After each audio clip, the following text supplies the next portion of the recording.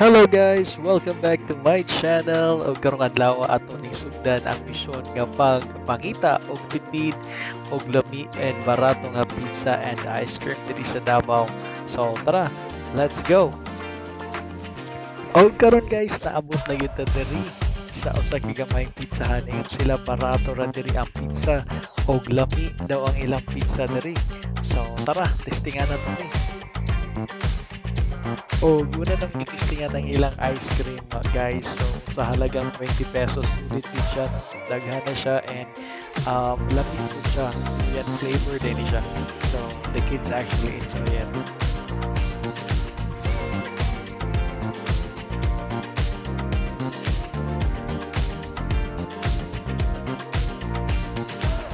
Okay, nanagod atong ipaabot guys. So ato ana siyang testingan sa presyo ng 109 pesos. Grabe ka sulit.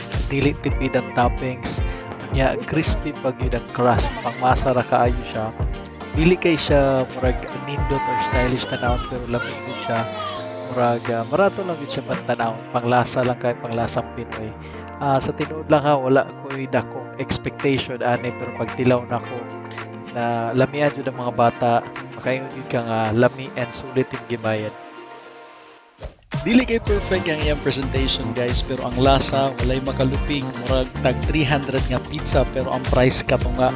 If rate na ko ang lasa, nagid siya sa 10 out of 10. O ang murag ang iyang presentation nasa sa 6 out of 10. So, moro to guys.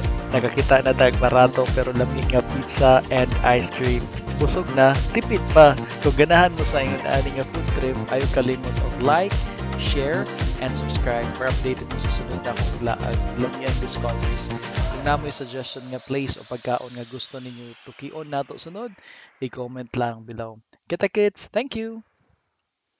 Hey, if you like this video, please click subscribe button, hit the like button and the bell. Thank you!